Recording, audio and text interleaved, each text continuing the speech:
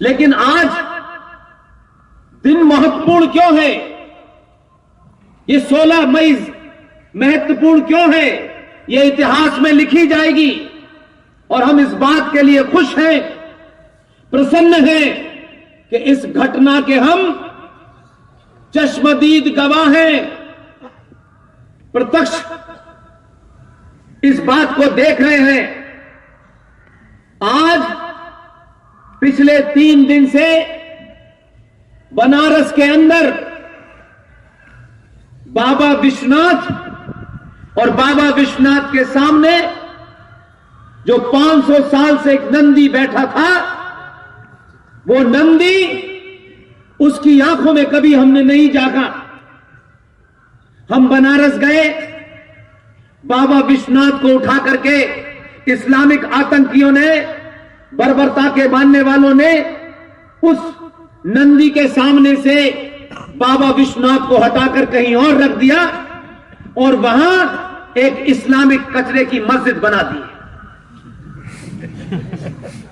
लेकिन आज यह आपका पुरुषार्थ है, आपकी जो खामोशी है, आप चुपचाप से यहां आते हैं, मंत्र लेते हैं, आपकी इस मौजूदगी को दिल्ली तक दर्ज हो इसलिए बोल रहा हूं।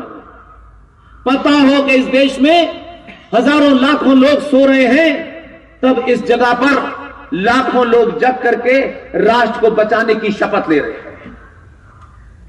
आज जो घटना घटी है वो इतनी है कि बाबा विश्वनाथ और उनका नंदी, जो 500 साल से उसकी आंखों में इस बात के आंसू थे कि मुझे मानने के लिए, मेरी पूजा करने के लिए देश से विदेश से, इस भारत के हर कोने से लोग वहां पर पूजा करने जाते थे और बाबा विश्वनाथ कहीं और उनका नंदी कहीं और होता था।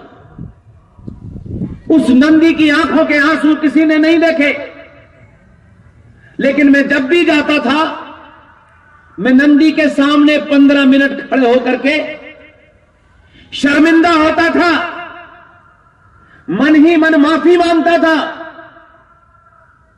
कि हम वो कायर और डरपोक लोग हैं, लालची लोग हैं कि हमने उस नंदी की आंखों में आंसू नहीं देखे जो अपने भगवान विश्वनाथ का इंतजार 500 साल से कर रहा था।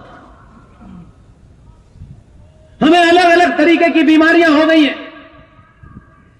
उन बीमारियों के कारण हम सच बोलने से डरते हैं और किसी भी समाज में जो समाज लालची होता है वही समाज डरपोक भी होता है। डर की पहली सीढ़ी है कि आपके अंदर लालच भर जाए। जिस दिन आपने लालच बाहर निकाला, उस दिन 2014 पैदा हुआ। आप आगे बढ़े, आपने दुनिया की किसी की नहीं सुनी, आपने प्याज के भाव क्या है, पेट्रोल के भाव क्या है, आपने इसकी चिंता नहीं की।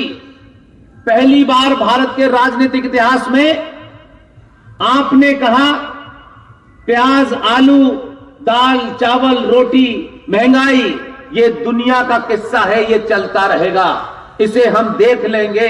लेकिन आज राष्ट्र बचाना ज्यादा महत्वपूर्ण है, इसलिए 2014 को दोबारा से 2019 में आपने बदल दिया। हुआ क्या आज? उस नंदी के सामने जो कचरा था उसके बारे में यह कहा गया कि इस जगह का नाम है ज्ञानवापी मस्जिद। अगर आप इसे 2 बार अपने मन में दोहराएं तो यह समझ में नहीं आएगा कि मस्जिद का ज्ञान से क्या संबंध है।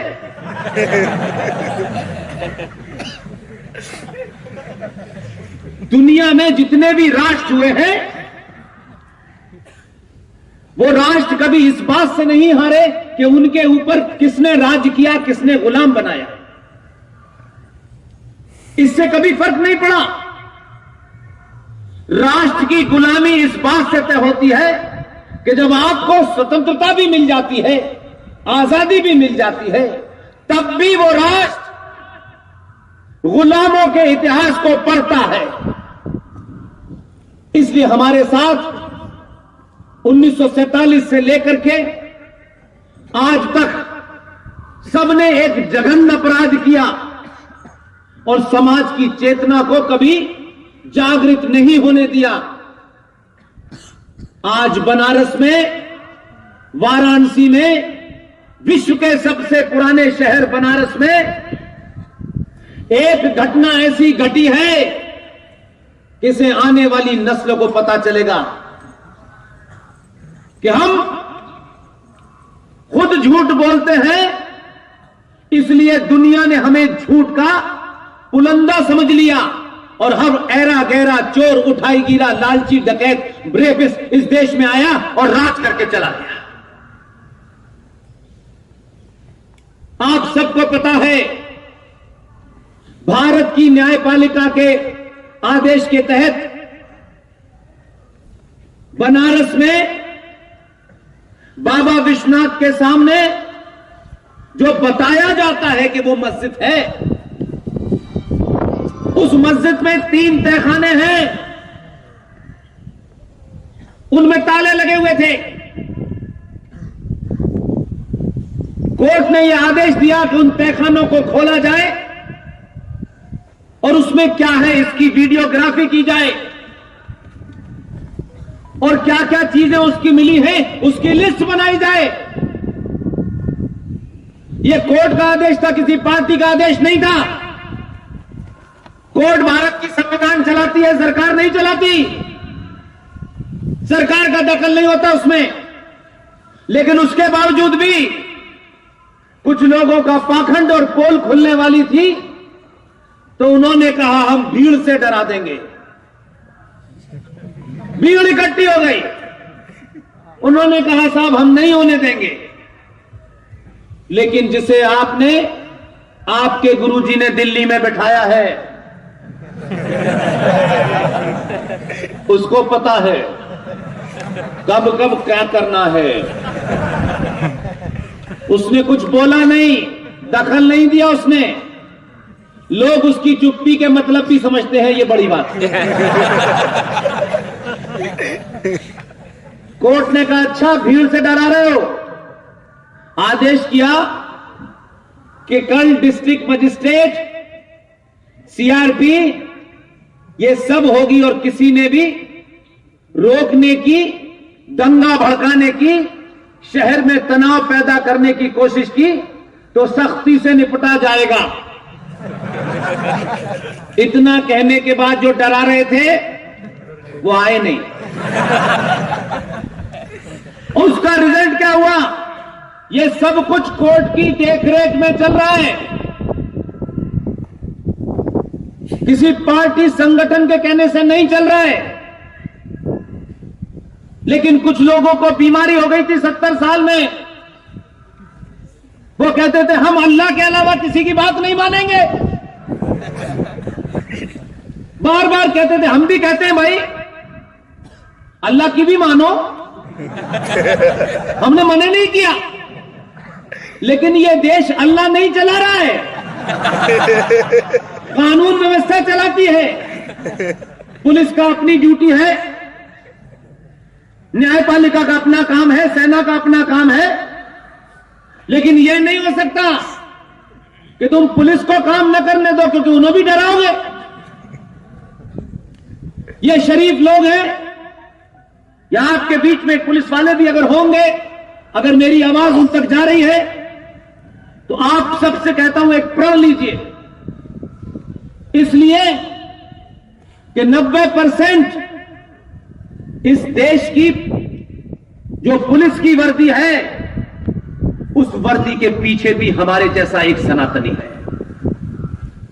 इसलिए कुछ पागल अगर पत्थर मार के पुलिस को डराना चाहते हैं, इस देश की नपुंसक सरकारों के दबाव में आताताइयों को ऊपर जो पुलिस को करना चाहिए वो नहीं कर पाती है, क्योंकि दिल्ली में ऐसे दलाल बैठे हुए थे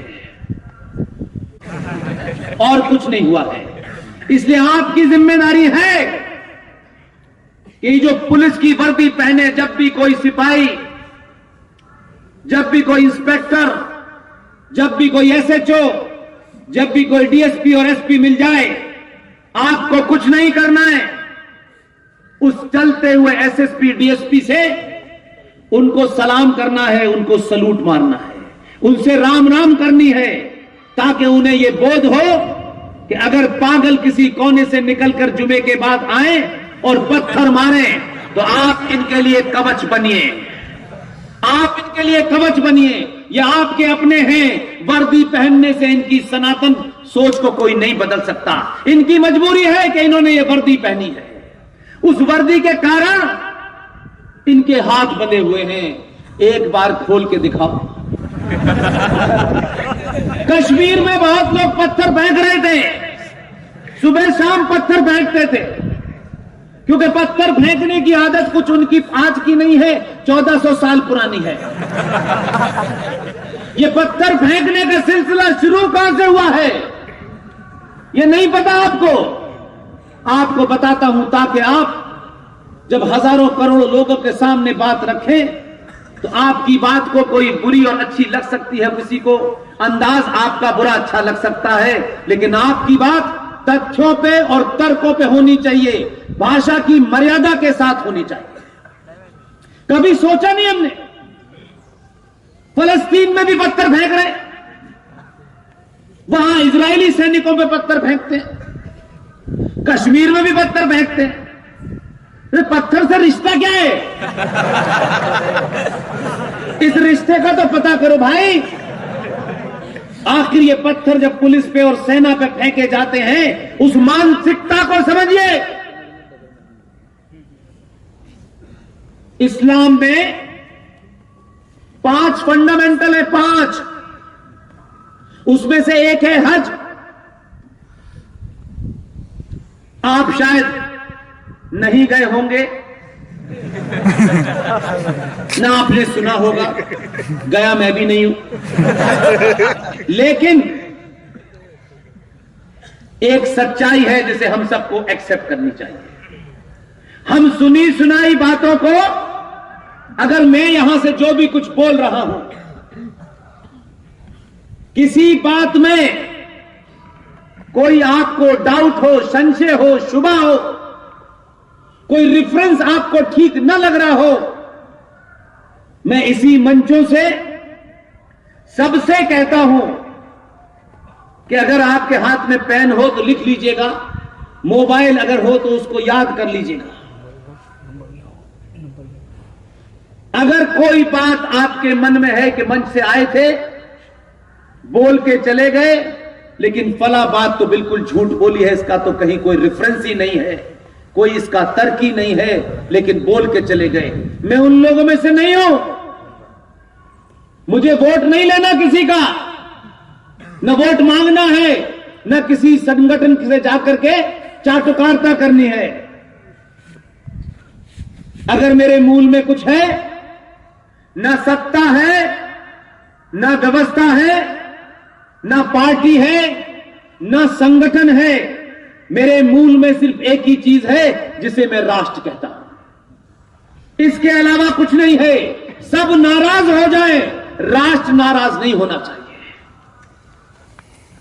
इसलिए मैं ये पत्थर फेंकने की जो व्यथा है, जो आर्ट है, जो विश्वविद्यालयों में पढ़ाई जाती है, कैसे पत्थर फेंका जाता है, पत्थर कहां लगना चाहिए, पुलिस के कहां लगे, हिंदू के कहां लगे, सनातनी के कहां लगे, ये पत्थर फेंकने की जो यूनिवर्सिटियां खुली हुई थी कश्मीर में, अलीगढ़ में, और एक आदमी आपके राज्य के इलाके में आता है और एक इस्लामिक आतंकी जिहादी औरंगजेब की मजार पर चादर चढ़ाता है। ये कौन लोग हैं जो भारत के इतिहास में हमारी आस्था, परंपरा, सरोकारों को गाली देने वाले लोग, उनको तोड़ने वाले लोग, उनको कुचलने वाले लोगों को महिमा मंडित करते हैं। ये चादर नहीं चढ़ाई है, उनको पता नहीं है, क्योंकि आप बोलते नहीं है। मुझे यह भी बताया गया है कि आपके अनुशासन में है कि कितनी भी अच्छी बात लगे ताली नहीं बजानी, क्योंकि अगर यह ताली बजाने का सिलसिला होता तो फिर ताली रुकती नहीं यहां। इसलिए जब हज करने जाते हैं मुसलमान, हज जाते वक्त जहां मक्का है, जहां हज की नमाज पढ़ी जाती है, उस सफर में रास्ते में इनका मानना है, हमारा मानना नहीं, उनका मानना है। और वो उनकी अकीदे की बात बता रहा हूं, इसमें उनकी कोई तौहीन नहीं कर रहा। वो बताते नहीं है, मैं बताए दे रहा हूं, इतना ही फर्क है। वो जब जाते हैं तो उनका फलसफा है, उनकी मान्यता है कि वहां एक पहाड़ी के ऊपर पत्थर है। वो ये कहते हैं ये पत्थर जो है शैतान है, जब तक उस पत्थर के ऊपर कंकड़ न फेंके हज पूरा नहीं होता। ये उनकी मान्यता है, पढ़ लें आप, इसमें कोई मैं नई बात नहीं कहता। तो ये पत्थर फेंकने की बीमारी शैतान पर 1400 साल पुरानी है। इसलिए जब पत्थर फेंकते हैं इजराइल के ऊपर फलस्तीनियन मुसलमान, तो वो इस इजरायली जो यहूदी है उसे शैतान मानते हैं। और भारत में सनातनी हिंदू को शैतान मानते हैं, ये भी शैतान है।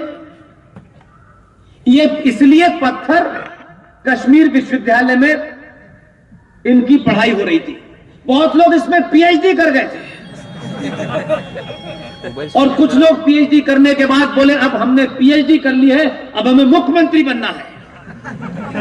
आपने जिसे भेजा है उसने कहा कि जिसने पीएचडी की है पत्थर लेने में, वो 24 घंटे में अपनी पीएचडी जमा कर दे और पत्थर के बारे में सपने में भी न सोचें। एक बार तबीयत से उन्हें पता चल गया कि दिल्ली के दरबार में फूल वाले चचा नहीं बैठे। ये फूल वाले चचा ने इस देश का बड़ा सत्यानाश किया। हम 70 साल तक यही समझ रहे थे, बड़े विजनरी हैं, बड़े दूरदर्शी हैं, लेकिन जब पास से देखा तो उनकी निगाह एडवीना से आगे बढ़ी नहीं। पूरी जिंदगी अंग्रेजों की चाटुकारिता करने वाला आदमी इस देश में पहला प्रधानमंत्री बना।